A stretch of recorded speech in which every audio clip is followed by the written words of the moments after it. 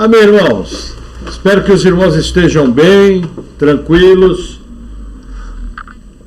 Como de costume, vamos estar abrindo no Salmo 28. Salmo 28. Diz assim a palavra do Senhor: A ti clamarei, ó Senhor, rocha minha. Não emudeças para comigo. Não aconteça, calando-te tu para comigo, que eu fique semelhante aos que descem ao abismo. Ouve a voz das minhas súplicas, quando a ti clamar, quando levantar as minhas mãos para o teu santo oráculo. Não me arrastes com os ímpios e com os que praticam a iniquidade, que falam de paz ao seu próximo, mas têm mal nos seus corações. Dá-lhes segundo as suas obras e segundo a malícia dos seus esforços. Dá-lhes conforme a obra das suas mãos. Torna-lhes a sua recompensa, porquanto não atentam às obras do Senhor, nem à obra das suas mãos, pois que ele os derrubará e não os reedificará. Bendito seja o Senhor, porque ouviu a voz das minhas súplicas. O Senhor é a minha força e o meu escudo. Nele confiou o meu coração e fui socorrido. Assim, o meu coração salta de prazer e com o meu canto o louvarei. O Senhor é a força do seu povo. Também é a força salvadora do seu ungido. Salva o teu povo e abençoa a tua herança, e apacenta-os e exalta-os para sempre. Até aqui. Amém. Que salmo bonito. Vamos ao nosso texto base, Evangelho de Mateus, capítulo 10, um texto super importante.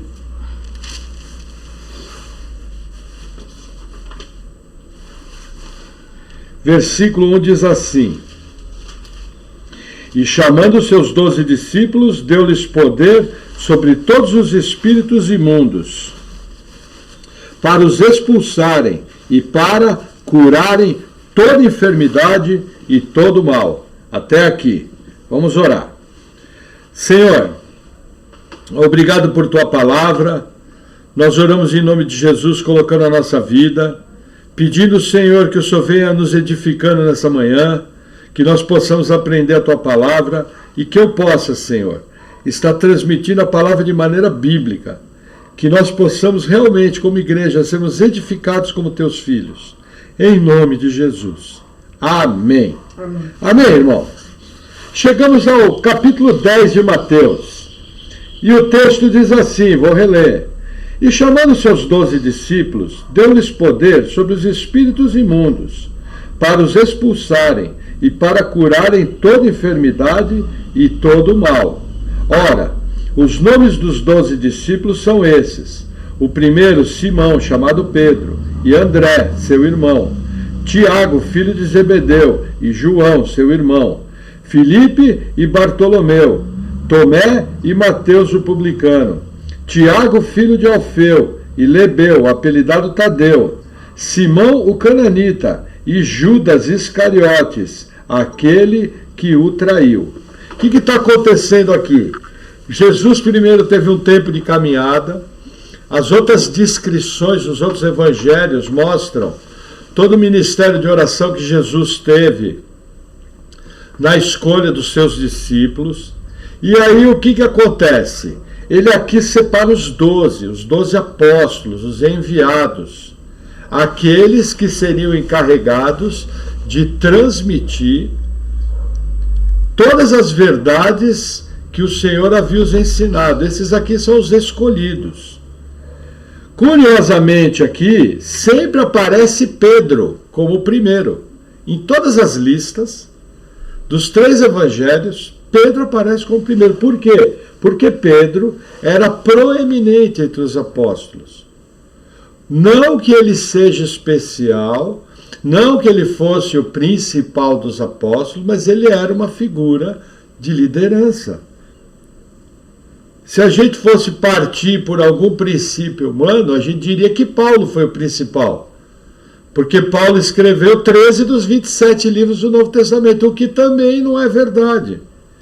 Porque na economia de Deus, todos aqueles que foram incumbidos de escrever o cânon, desde Judas, irmão do Senhor, que escreveu uma pequena epístola de apenas um capítulo, até o Evangelho de Lucas, que tem um tratado de 2 livros, Lucas e Atos.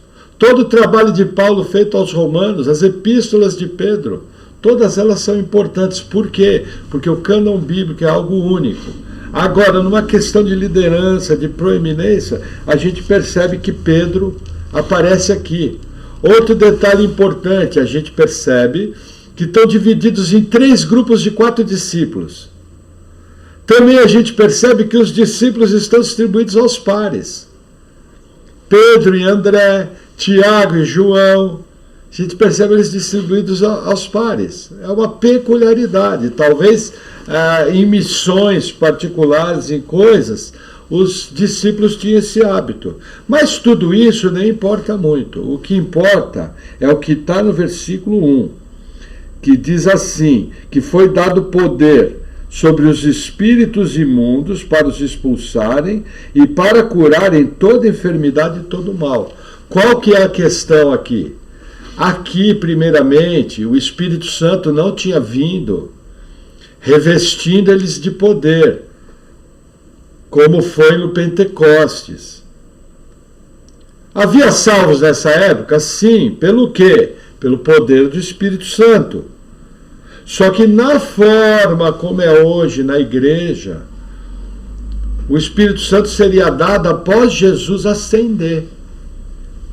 Então o que Jesus faz aqui? Jesus, ele passa uma parte do seu poder. Jesus aqui não deu poder de acalmar a tempestade. Jesus aqui não deu poder de acalmar os ventos. Jesus aqui não deu para eles o atributo da onisciência. Não deu para eles o atributo da onipotência, mas ele compartilhou os principais sinais para a época, que era a cura e a expulsão de demônios. O que é importante aqui? As igrejas neopentecostais em geral, não todas, falando de uma maneira genérica, e muitas igrejas dos tempos de hoje, querem dizer que esse versículo aqui serve para todos os crentes. O que não é verdade. Isso é uma coisa muito importante, principalmente do nosso meio, da onde nós viemos. Isso aqui era jogado para todas as pessoas. E isso não é verdade, é uma temeridade querer dizer que uma credencial apostólica foi dada a toda a igreja. Aí você pode falar, mas irmão, então hoje ninguém expulsa demônios? Sim, expulsa. Eu mesmo, no nome de Jesus, já expulsei. Mas essa passagem aqui não serve para isso. Isso aqui é uma exclusividade dos discípulos, como uma autoridade apostólica e da missão que eles iam ter em Israel.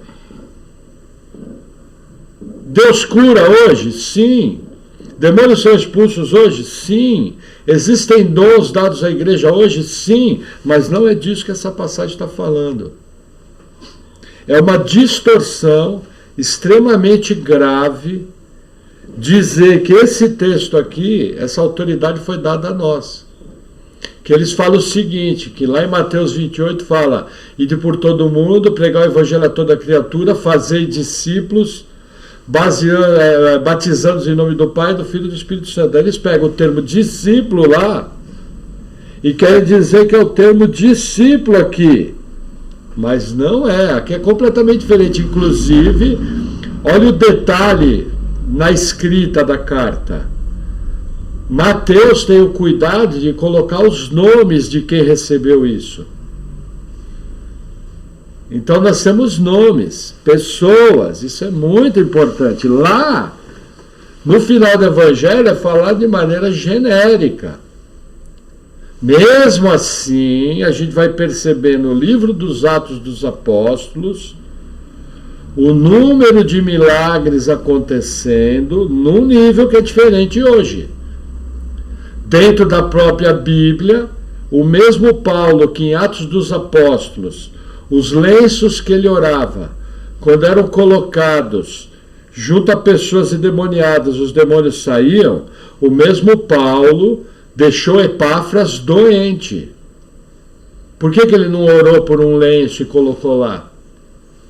Então nós temos que entender que a gente vê uma diminuição nos milagres e maravilhas de Deus. Acontece? Sim. Deus cura? Sim. Deus ressuscita? Sim. Agora, não é festa da uva.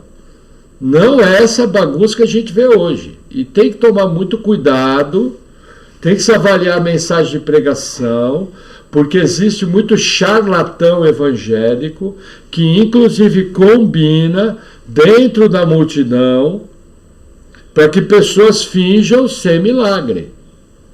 Por exemplo, uma líder de igreja, ela trouxe uma suposta pessoa que foi curada de cegueira, e aí ela chamou lá na frente, você, não, agora eu estou enxergando e tal.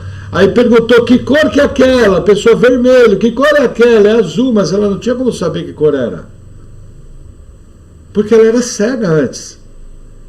Sendo cega, ninguém pode ensinar para ela que o vermelho era vermelho, que o azul era azul, que o verde era verde. Quer dizer, o próprio charlatão acabou dando um tiro no pé, mostrando que era um charlatão. Então a gente tem que tomar muito cuidado. Eu tenho toda a confiança no poder de Deus para curar, ressuscitar, fazer o que for. Mas essa prerrogativa aqui de Mateus 10 não é para mim. Amém? Então vamos seguir. Eu acabei esquecendo de citar Simão o Cananita e Judas Iscariotes, aquele que o traiu, do versículo 4. Acabei esquecendo de citar o nome deles. Então vamos seguir, versículo 5. Jesus enviou esses 12 e lhes ordenou, dizendo: não ireis pelo caminho dos gentios, nem entrareis em cidade dos samaritanos, mas ide antes as ovelhas perdidas da casa de Israel, e indo pregai dizendo: é chegado o reino dos céus. Curai os enfermos, limpai os leprosos, ressuscitai os mortos, expulsai os demônios, de graça recebestes, de graça dai.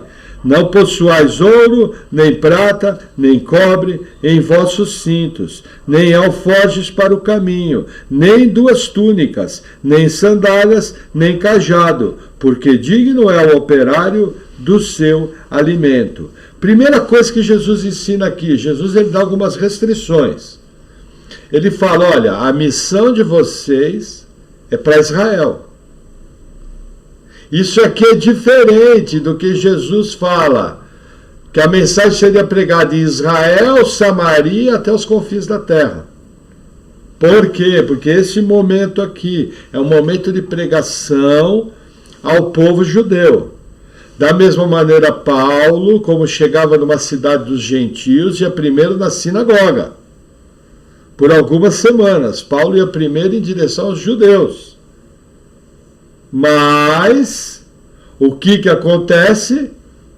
Depois disso, o evangelho foi anunciado aos gentios. Uma outra coisa interessante é o seguinte: de graça recebestes, de graça dai. Jesus fazendo um alerta muito sério, olha, sem lucro, sem aceitar dinheiro. Aí você pode chegar e falar, mas os apóstolos corriam o risco de aceitar dinheiro. Veja, eles poderiam ser tentados. Simão, o mágico, no livro de Atos dos Apóstolos, ofereceu dinheiro a Pedro e João, para que Pedro e João dessem a ele o poder de orar pelas pessoas e elas receberem o Espírito Santo. Então isso é normal.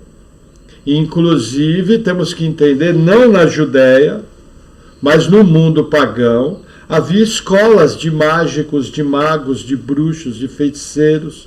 Havia livros extremamente caros. A Bíblia documenta isso no livro de Atos. Inclusive, quando a gente, no curso de Vida do Espírito, no cursão da segunda-feira, quando a gente falar um pouco sobre missões, nós vamos passar por esse trecho de Atos. vendo que a coisa mais comum naquela época era se mercadejar com a fé, coisa que nos dias de hoje o uso da religião como ganho de lucro é muito comum. Então você precisa tomar muito cuidado. Da mesma maneira que esse texto aqui fala no versículo 10, porque é digno operar do seu alimento, e a Bíblia fala que os presbíteros têm que ser dignos de dupla honra, uma honra pelo ensino, outra honra financeira, a Bíblia nos alerta dos falsos mestres, os que mercadejam com a fé, lobos devoradores, que devoram as ovelhas. Então eu tenho que ter muito cuidado e muito equilíbrio nessa hora. Amém? Vamos seguir, versículo 11. Em qualquer cidade ou aldeia em que entrardes, procurai saber quem nela seja digno, e hospedai-vos aí, até que vos retireis. E quando entrares em alguma casa, saudai-a. Se a casa for digna, desça sobre ela a vossa paz. Mas se não for digna, torne para vós a vossa paz. Vamos fazer uma pausa aqui. Veja, um outro ensino problemático. No ano de 2005, teve um grande evento evangelístico aqui no Brasil, da qual a igreja que eu participava fez parte. Inclusive falavam que era o grande mover para o Brasil, era o grande avivamento. Eu particularmente não conheço ninguém que foi salvo ali. Eu não conheço. Entendeu? Mas a gente apoiou, achamos que é válido, só tomamos cuidado com frase de efeito, sabe? Vai, Corinthians! Igreja não é assim. Quando Deus quis mover no país de Gales, ele varreu o país no grande avivamento liderado por Evan Roberts, no começo do século XX. Então Deus não precisa de marketing humano, Deus precisa de homens e mulheres que estejam dispostos a pregar a palavra de Deus, para que pessoas ouvindo o Evangelho sejam convencidas dos seus pecados pelo poder do Espírito Santo e sejam salvas, se arrependam e sejam salvas. E naquele grande evento evangelístico, na igreja da qual eu fazia parte, eles falavam o seguinte: existem casas dignas. Então você faz o seguinte: você nunca escolhe uma pessoa que tem um mau testemunho, uma pessoa que os vizinhos não olhem ela muito bem. Você tem que escolher uma pessoa que tem um bom testemunho, uma pessoa que tem uma maneira de agir correta, para que ninguém escandalize por causa do evangelho. Ainda usava o termo errado. Me admira isso vindo de pastores. Tá. Estudando esse texto e vendo o contexto bíblico, o que é uma casa ser digna? É aquele que está recebendo o evangelho. Porque segundo esse padrão que essas igrejas modernas às vezes querem colocar, Jesus jamais poderia ter ido na casa de Mateus fazer o jantar que ele fez. Porque a turma que Mateus andava era tudo bandido. Era a turma, como a gente diz hoje em dia, a maloqueirada. A turma da balada, da bebedeira, do sexo fácil. Então, se fosse segundo esse princípio, Jesus jamais iria na casa de Mateus. Agora, por que a casa de Mateus foi digna? A casa de Mateus foi digna porque Mateus recebeu o evangelho. Estou falando isso para vocês porque eu já tive lugar onde eu ia pregar o evangelho e eu deixei de ir por causa desse conceito errado. E isso não é bom. Por quê? Pode ser o pior cachaceiro. O cara frequenta boteco. Mas ele virar para você e falar: olha, eu gostaria que tivesse um estudo bíblico lá na minha casa. Você chega para ele e fala: olha, sem bebida e sem bagunça, mas pode chamar todos os teus amigos que eu vou lá pregar. Esse é um digno, segundo o princípio que Jesus está falando aqui. Isso é extremamente importante, porque a gente vê o próprio Jesus fazendo isso. E aí o texto continua. O versículo 13. Se a casa for digna, desça sobre nós a vossa paz. O que Jesus está dizendo? Na verdade, a mensagem de paz aqui, o que é? O reino dos céus está próximo. É a mesma pregação de João Batista. O que Jesus está querendo dizer? Que o Messias estava presente em Israel, que as palavras de salvação estavam sendo pregadas. Se as pessoas recebessem isso, a paz ficava com eles. Se elas não recebessem isso, a paz ia retornar, porque não adianta, o evangelho é algo vivo. Ou eu recebo ou não. A nossa visão é errada, que eu chegava e falava, paz seja convosco. Se a pessoa fala amém, ela recebe, mas ele pode ser um incrédulo. O receber essa paz que está aqui está diretamente ligado a receber Jesus como Senhor e Salvador, genuinamente. Mas o texto continua no 14. E se ninguém vos receber, nem escutar as vossas palavras, saindo daquela casa ou cidade, sacudi o pó dos vossos pés. Em verdade vos digo que, no dia do juízo, haverá menos rigor para o país de Sodoma e Gomorra do que para aquela cidade. Aqui tem um termo interessante. Os judeus, quando andavam em terras dos gentios, eles, quando saíam de uma cidade gentílica, eles batiam o pó das sandálias, dizendo o seguinte, figuradamente, que toda aquela contaminação dos gentios, toda aquela impureza dos gentios, ele não tinha nada a ver com aquilo. Isso era notório como um hábito judaico. O que Jesus faz aqui? Ele transporta esse hábito judaico dos gentios para dentro da própria Israel. Então, se antes havia uma divisão entre judeus e gentios, e os judeus faziam isso, agora existe uma divisão dentro da Judéia, dentro de Israel, de quem recebe o evangelho e de quem não recebe. Então Jesus traz essa diferença de puro ou impuro para dentro de Israel. Isso fecha com o ensino de Paulo em Romanos, dizendo que não é filho de Abraão qualquer um, aquele nascido, mas aquele que teme a Deus e que crê no Cristo. Então é muito importante isso que Jesus faz. O bater o pó da sandália, no caso aqui, é dizer para as tribos de Israel, olha, vocês não receberam a palavra, vai ter mais rigor de juízo sobre vocês do que sobre Sodoma e Gomorra. Existe aqui até alguns teólogos que defendem o seguinte, que vai haver níveis de juízo na eternidade. Eu acho que é bem provável. Porque lá em Apocalipse 21, Apocalipse 20, diz que as pessoas seriam julgadas segundo as suas obras. Eu acho que existe essa possibilidade. Eu não tenho como provar, mas nesse texto eu tenho como provar o seguinte, aquela geração da época de Israel, que não recebeu a palavra de Deus, vai haver um rigor muito maior sobre eles do que sobre Sodoma e Gomorra. Isso é garantido. Num desdobramento disso, por inferência, hoje quem não recebe a palavra de Deus após ser pregada, vai cair naquilo. É cheiro de morte para os que se perdem. É uma coisa muito séria. Amém? Deixa eu tomar um golinho d'água, vamos seguir. Versículo 16. Diz assim: eis que vos envio como ovelhas ao meio de lobos, portanto sede prudentes como as serpentes e inofensivos como as pombas. Veja, Jesus ele usa aqui o seguinte, vocês estão indo para o meio de uma geração pecadora. Jesus está falando aqui de depravação total. Sempre que o crente está vivendo sua vida, está fazendo seu evangelismo, está executando seu ministério, é como entrar numa terra de lobos.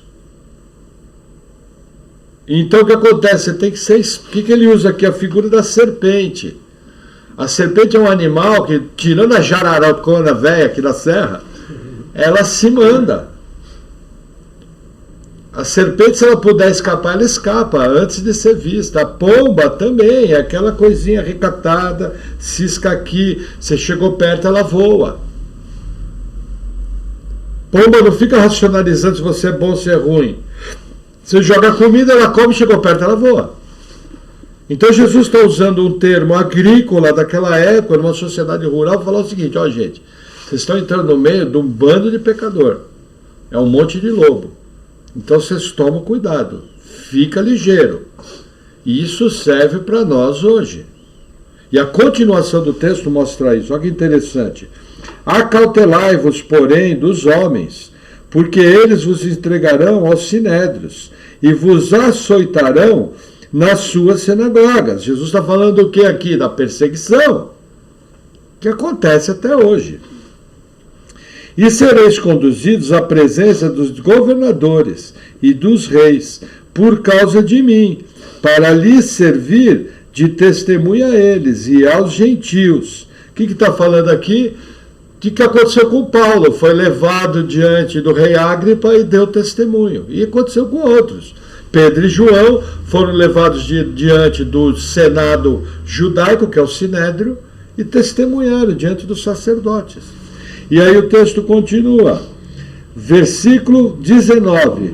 Mas quando vos entregarem, não vos dê cuidado como ou o que haveis de falar, porque naquela mesma hora vos será ministrado o que haveis de dizer, porque não sois vós quem falará, mas o Espírito de vosso Pai é que fala em vós.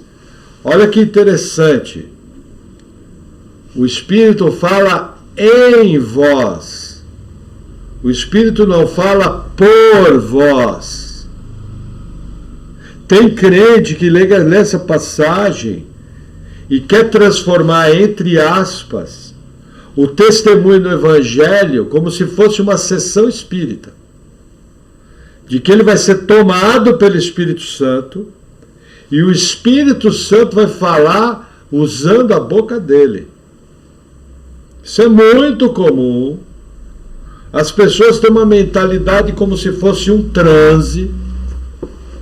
Não existe isso na Bíblia. É muito comum você ouvir o crente falar: Deus me tomou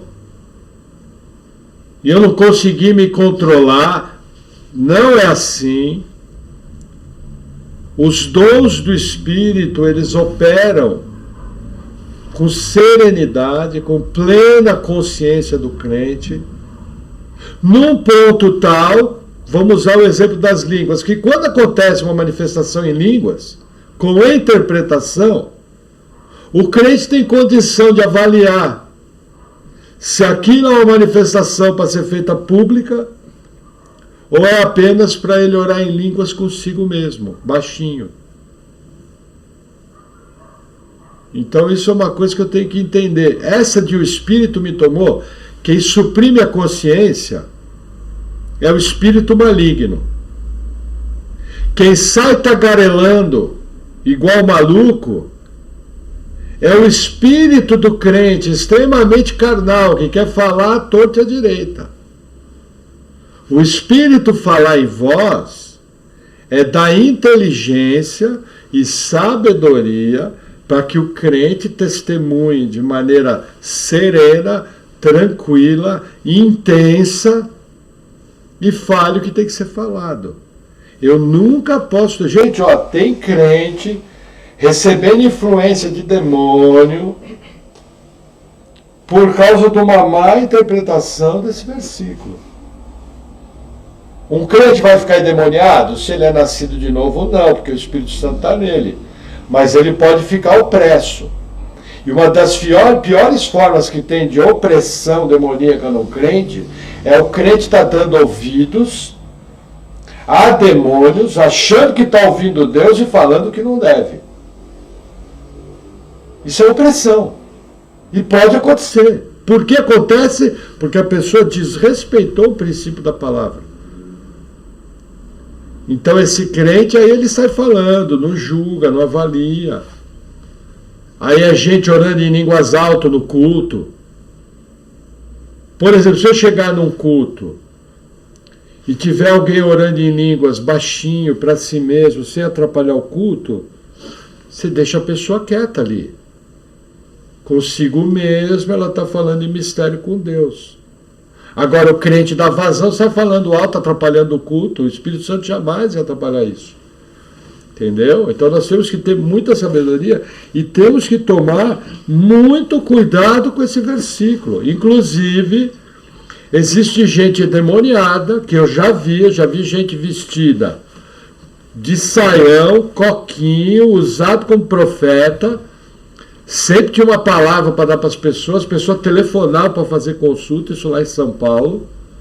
E quando eu fui orar pela pessoa, manifestou o demônio. A pessoa era médium há 20 anos. E não tinha nascido de novo, e era usado como profeta. Por quê? Porque o fato da pessoa ser médium dava a ela atributos na qual ela tinha um poder sobrenatural, de em algum grau acertar coisas. Aí a crentôndia mal informada ia lá e consultava, loteria esportiva gospel. E essa pessoa estava sendo usada, gente, há um bom tempo. Manifestou na nossa frente. Entendeu? Foi expulso o demônio. Agora, não sei se a pessoa foi salva. Espero que sim. Então, eu tenho que tomar muito cuidado. O Espírito Santo fala em mim, ao meu coração, ao meu espírito. O meu órgão de comunhão com Deus é o meu espírito. A minha alma, que está junto com o meu espírito, lê as impressões bíblicas que Deus está me dando.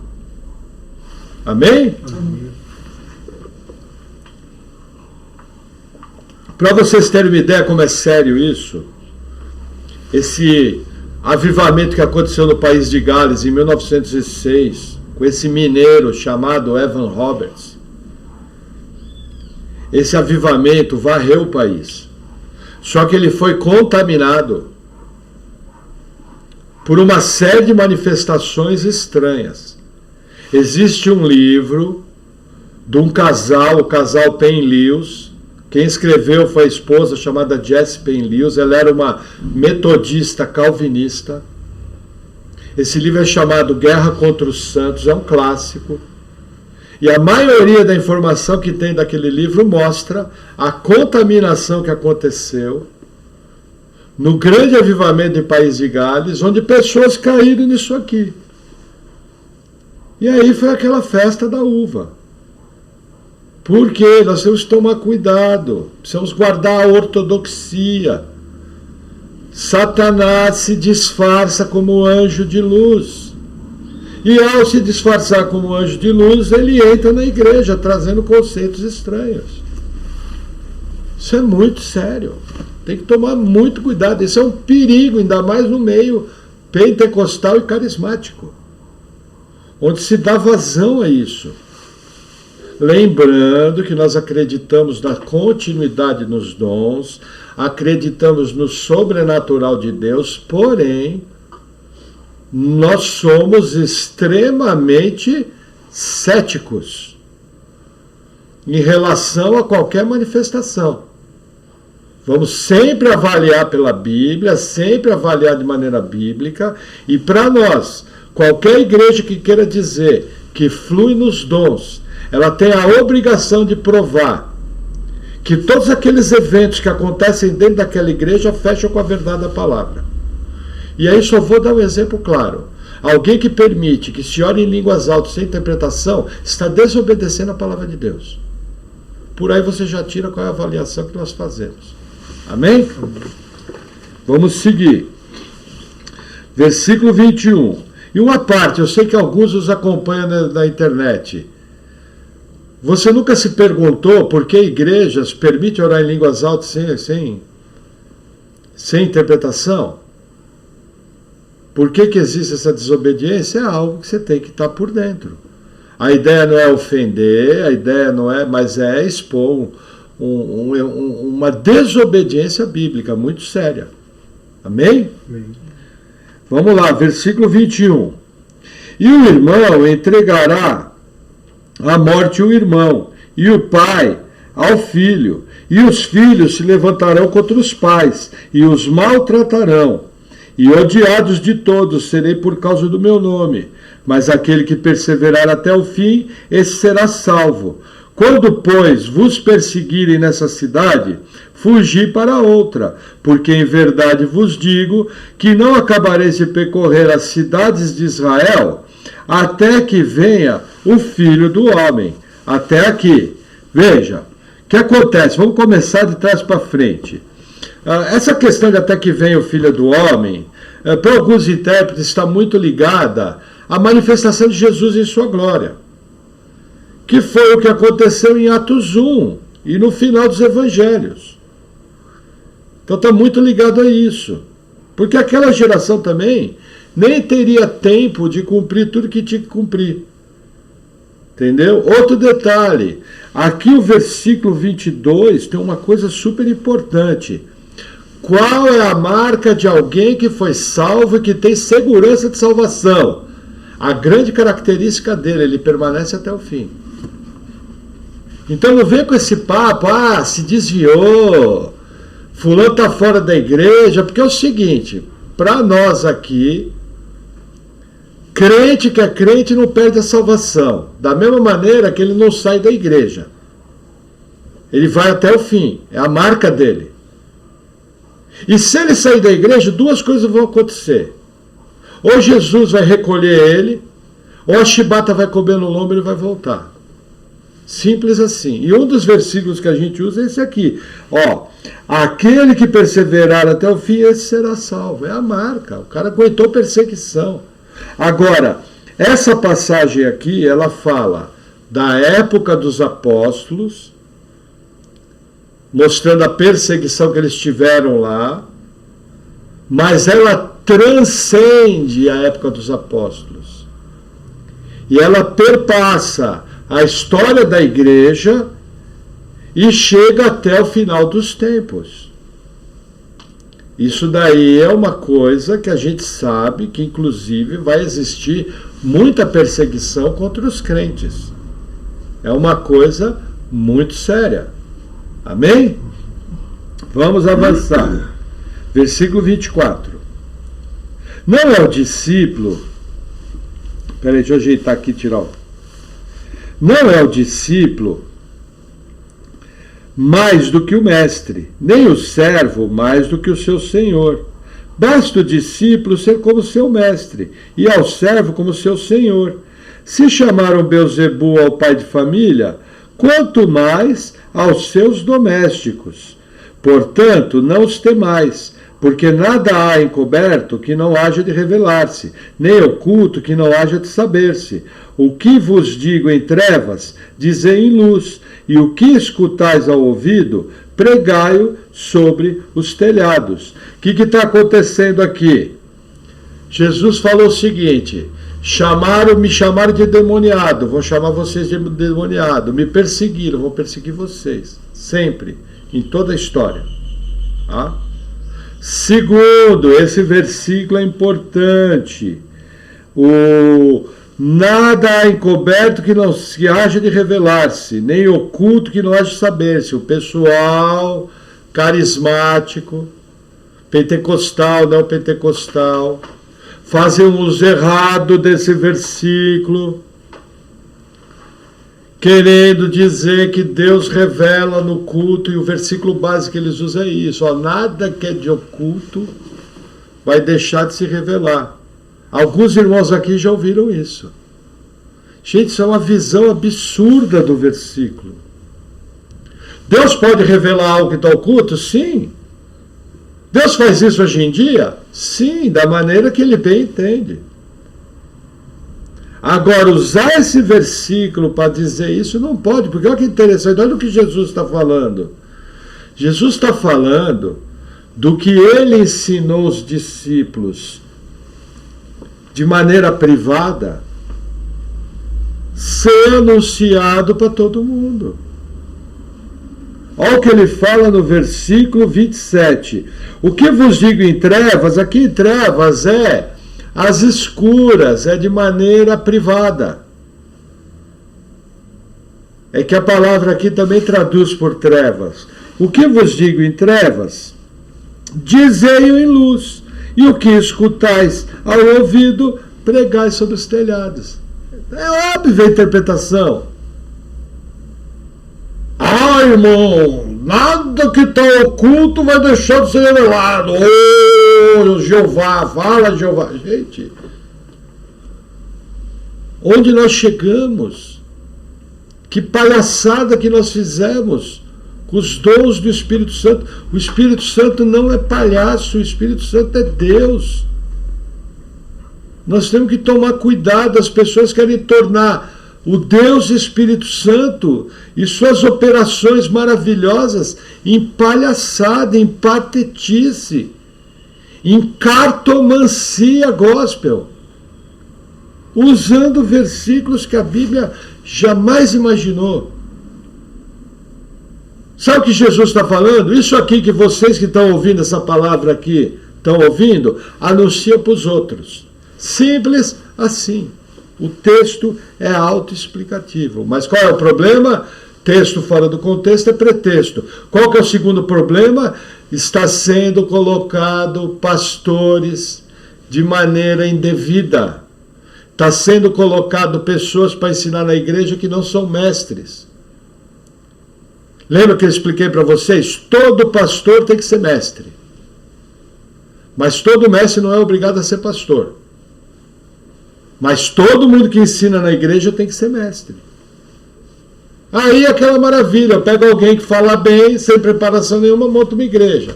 Aí o primo dele fala bem, monta uma... Gente, se eu chegar numa equipe de vendas de uma multinacional, eu vou ter lá 20 pastores. E dou o evangelho na mão deles, vão pregar. E vão falar bonito e vão fazer um marketing que vai até encher a igreja mais do que os outros. Mas não é nada genuíno, não é nada de Deus. E olha, Deus até pode usar essas coisas erradas para salvar pessoas. Porque Ele é o Todo-Poderoso. Mas eu tenho que tomar muito cuidado. Amém? Vamos lá, siga mais um pouquinho. Versículo 28. E não temais os que matam o corpo, e não podem matar a alma. Temei antes aquele que pode fazer perecer no inferno a alma e o corpo. Não se vendem 2 passarinhos por um asse, e nenhum deles cairá em terra sem a vontade de vosso Pai. E até mesmo os cabelos da vossa cabeça estão todos contados. Não temais, pois, mas valeis vós do que muitos passarinhos. Gente, primeira coisa que Jesus está falando aqui, é você não temer o homem. Você tem que temer aquele que pode lançar alma e corpo no inferno, o que mostra que no lago de fogo as pessoas vão ter um corpo que não é destruído, um corpo imortal e uma alma. A alma deles vai estar com eles. Entendeu? Vai saber quem é. E vai estar lá no inferno. Aqui tem um ensino escatológico. E Jesus também está falando o seguinte, que os cabelos da nossa, toda a nossa vida está debaixo do controle deles. Vou fazer isso com uma aplicação pessoal, particular minha. Esse problema que aconteceu no meu olho. Quem foi que decretou esse problema no meu olho? Foi Deus. Só que aí cabe a mim uma postura. O que eu vou fazer com essa informação? Porque não cai nenhum fio de cabelo sem o consentimento de Deus. Imagina um problema de cegueira no olho. Que graças a Deus, Deus já me livrou, que eu já não estou cego. Então a pergunta é, o que você faz? Aqui segue uma aplicação pessoal importante. Quando as crises vêm, quando alguém fica doente, quando existe uma crise familiar, quando o filho vai para a droga, quando acontece com você algo mais ou menos parecido que aconteceu com Jó, você blasfema contra Deus? Eu, por exemplo, olha gente, estou falando isso com maior humildade, que Deus me guarde de qualquer coisa, mas assim, toda essa crise que aconteceu comigo, Eu tenho confiança que Deus é bom. É por um motivo que eu não sei explicar. Não sei explicar para vocês. Foi da vontade de Deus que acontecesse esse deslocolamento de retina, no qual eu perdi já parte da minha visão, mas ainda estou com expectativa de voltar. Mas foi da vontade dele, ele é bom, quem crê confia. É nele que você tem que se segurar. Então quando vem a crise, é em Deus, você tem que entender que, veja, não foi a vontade do diabo. A vontade do diabo é matar todo mundo. Foi a vontade de Deus. Agora, por motivos que na nossa pequenez a gente não sabe. Isso nos ajuda. Você chega humildemente em oração a Deus. Senhor, olha, não estou entendendo. Senhor, está doendo. Senhor, eu estou com medo. Senhor, mais do que nunca, eu preciso de Ti. Por exemplo, no meu caso, até hoje, 55 anos de idade, a pior crise da minha vida. Mas de longe, a pior crise. De longe. Nada chega perto. Nada. Entendeu? Mas quando eu me achego em oração, eu me achego em oração com esse coração. Senhor, eu sei que foi da Tua vontade, eu confio na Tua bondade, te agradeço por tudo que o Senhor já fez. Obrigado, Senhor, porque Tu não permitisse que eu ficasse cego. Por exemplo, tem um irmão da nossa igreja que ele enfrentou o mesmo problema que eu, perdeu a vista. Depois de várias cirurgias. Então eu já tenho muito que agradecer a Deus. Sem contar, né, gente, que esse corpo aqui, o pecado habita nele. Ele está se deteriorando. Tá, como dizem os antigos, passou dos 50, é no bico do corvo. Passou de 50, o corvo vem e puxa. É o nosso caso. Mas o que eu estou querendo ensinar para vocês é o seguinte, gente, seja qual for a crise, seja qual for o problema, aquilo foi uma determinação e autorização de Deus. Ele é bom. Ele cuida de você. Ele tem o que é melhor. Quem crê, confia. Se segure nessa verdade da palavra, porque é a única coisa real que você tem para segurar. Amém? Vamos seguir, versículo 32. Portanto, qualquer que me confessar diante dos homens, eu o confessarei diante do meu Pai que está nos céus. Mas qualquer que me negar diante dos homens, eu o negarei também diante do meu Pai que está nos céus. Gente, confissão pública e fé cristã andam juntos. Quando você crê em Cristo, você confessa publicamente: eu sou o servo de Jesus Cristo.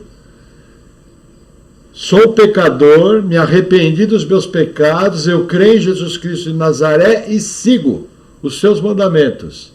É isso que Jesus está falando.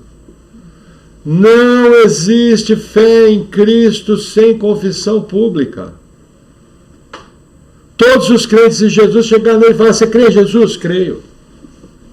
Ele é o que para você? Ele é meu Deus, o meu Salvador, que me tirou de um mar de pecados. É isso que o versículo está falando. Amém? Vamos seguir, versículo 34. Não cuideis que vim trazer a paz à terra. Não vim trazer paz, mas espada. Porque eu vim pôr em dissensão o homem contra seu pai, e a filha contra sua mãe, e a nora contra sua sogra. E assim os inimigos do homem serão os seus familiares. Gente, conflitos familiares e com amigos por causa da fé. A sua posição em Cristo vai gerar conflito. Eu lembro, certa vez aqui na minha casa, com um familiar muito querido, próximo, quando nós explicamos que a gente fazia evangelismo, porque Jesus ensinou que só pode ser salvo crendo no Cristo, a pessoa olhou para a nossa cara e falou: isso aí é pecado. Porque não entrou na cabeça A verdade de que eu sou o caminho, eu sou a verdade, eu sou a vida. Ninguém vem ao Pai se não for por mim. Quando você chega para um familiar e fala, olha, você está fazendo uma intercessão a esse santo, é inútil. A Bíblia fala que por trás da imagem desse santo tem um demônio. Ó, lê aqui. 1 Coríntios, pronto, arrumou encrenca. E essa encrenca começa dentro da casa. As pessoas vão achar que você é exagerado. Veja, se entre crentes e crentes já tem gente que acha que você é santo demais, imagine entre crentes e incrédulos. E que você é um estranho. E se você começar a abrir sua boca, você vai ter problema. E você vai gerar inimigos. Por quê? Gente, entenda, o Evangelho confronta.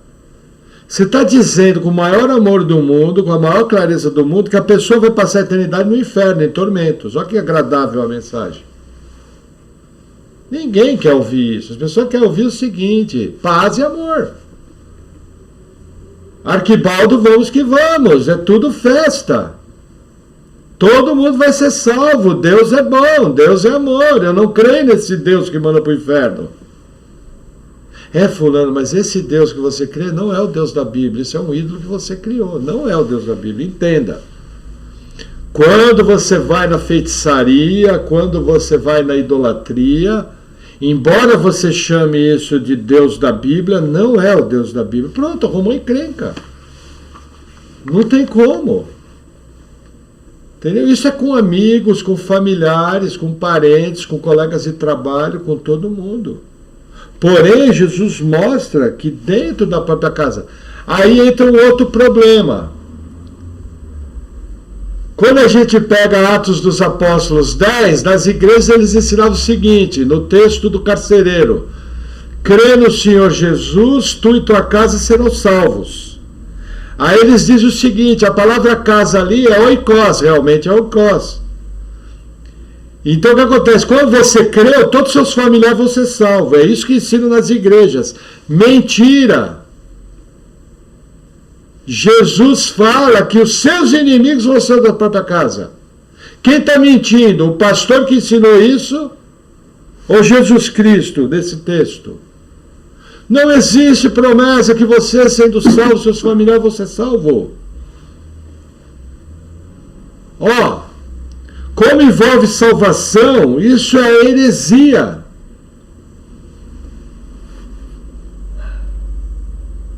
Todo aquele que teve o nome escrito no livro da vida, um parente foi salvo, será salvo. Ah, heresia. Isso está dizendo que a cruz vai, num desdobramento, que a cruz vai alcançar a pessoa indiretamente porque você foi salvo. Isso me lembra muito a prática daquela seita da Igreja de Nosso Senhor Jesus Cristo dos Santos dos Últimos Dias, os Mormons, esses que você vê andando de camiseta de manga curta branca, gravatinha, calça preta, andando normalmente de 2 em 2. Eles se batizam pela salvação deles e dos antepassados. E eles se batizam em nome do Pai, do Filho e de Joseph Smith. E do anjo Morrone, se eu não me engano. Do anjo eu não tenho certeza, mas do Joseph Smith sim. Praticamente a mesma coisa. O que essas... Gente, a gente orava acreditando nisso. Até hoje, meus entes queridos não foram salvos. Se morrer nessa condição, vão para o inferno. Se morrer sem Cristo, é inferno. Aí dá vontade de pegar aquela fita gravada e com todo amor esfregar na cara. Esfregar na cara que eu digo é assim, ó, ouve aqui, por que você falou isso? Por que não cumpriu? Aí sabe o que ele vai falar? Faltou fé. Segunda heresia, que está dizendo que o tamanho da minha fé provoca a salvação. E a Bíblia que eu leio fala o seguinte, a fé em Cristo traz salvação.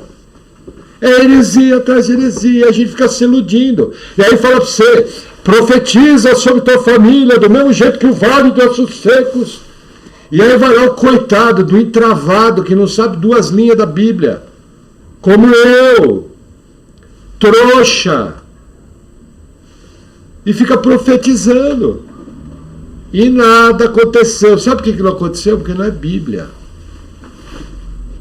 Sendo que era muito melhor falar o seguinte, olha, interceda pela sua família. dê bom testemunho, isso falava. Verdade seja dita, interceda, também falava. É gente sinceramente enganada. Que eu conheço os irmãos que ensinavam isso, são nascidos de novo, mas porém ensinando uma teologia herética. Completamente enganados. Pregue o evangelho, também falava. Agora, para que inventar mais além da Bíblia? Sendo que Jesus diz que os seus inimigos vão ser os da sua própria família. Poxa, agora a pergunta é, a gente não tinha Bíblia para perguntar, falou, ô excelência, queria perguntar uma coisa aqui, por que aqui Jesus, qual é Jesus Cristo? Ele está dizendo aqui que vão ser meus inimigos, eu não entendi. Aí pronto, virou bode. Começou a perguntar o que não sabe responder, ou é mistério, ou virou bode. Sabe, gente, a gente às vezes faz coisas terríveis e engana, aí você se frustra, fala, poxa, eu estou há 10 anos profetizando sobre a minha família.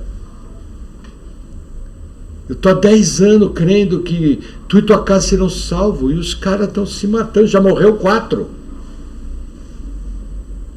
E os 18 que sobrou é um pior que o outro. Um está indo no budismo, outro está indo na feitiçaria, outro está indo no hinduísmo, outro está indo na idolatria. O que está acontecendo? Quem está mentindo? Olha a seriedade de uma má interpretação da palavra de Deus. Gente, teologia é algo prático. Teologia não é algo distante nas cadeiras dos intelectuais bíblicos. Teologia toca a nossa vida diretamente. Amém? Amém. Vamos seguir, 37. Quem ama seu pai ou sua mãe mais do que a mim mesmo não é digno de mim. E quem ama o filho ou a filha mais do que a mim não é digno de mim. Quem não tomar a sua cruz e não segue após mim, não é digno de mim. Quem achar a sua vida, perderá. E quem perder a sua vida, por amor de mim, achá-la-á. Aquilo que Jesus está falando. Gente, prepara para a luta. Porque se você der mais valor naqueles que você ama e colocar eles no meu lugar, você nunca vai ser salvo. Porque você não vai ter condição de crer. Outro detalhe, você prepara, porque essas lutas você vai ter para me seguir. Então, pega a sua cruz. O que é pegar a sua cruz? É você assumir essa luta. Entenderam? É você não fugir da luta, do embate, que é provocado pela fé em Cristo. Amém? Amém. Versículo 40. Quem vos recebe, a mim me recebe. E quem me recebe, a mim recebe aquele que me enviou. Quem recebe um profeta em qualidade de profeta, receberá galardão de profeta. E quem recebe um justo na qualidade de justo, receberá galardão de justo. E qualquer que tiver dado só, que seja um copo d'água fria a um desses pequenos, em nome de discípulo, em verdade vos digo que de modo algum perderá o seu galardão. O que está dizendo aqui? Primeiro, que quando você recebe os crentes, você está recebendo o próprio Jesus. Mas o ponto aqui do versículo 40 ao 42, o receber os pequeninos é receber a mesma fé. Porque senão eu estou gerando uma abominação aqui. Vamos supor que eu recebo um pregador na minha casa. Só que eu não creio, vou para o inferno. Então eu vou ter galardão no inferno? Gente, é só pensar. A pessoa vem na maior incredulidade e fala, não, eu dei um copo d'água para o profeta, legal, você vai ganhar o galardão lá no inferno? Não, gente, receber não é receber apenas a pessoa, é receber a pessoa com sua pregação e crer. Você crê, eu vou ter o mesmo galardão. Qual que é? A vida eterna. É isso que está falando aqui. Quantas vezes nós o distorcemos, até brincava, não, dá um copo d'água. Sabe? Eu dou um copo d'água para o profeta porque ele é meu irmão em Cristo. Eu recebi a mesma fé. E eu entendi de maneira muito rápida que eu tenho que colaborar com ele, porque ele é digno do alimento. Mais um texto distorcido. As pessoas são abençoadas por Deus de maneira eterna quando recebem o Evangelho. Quando nós anunciamos o Evangelho, essa proposta está na mesa.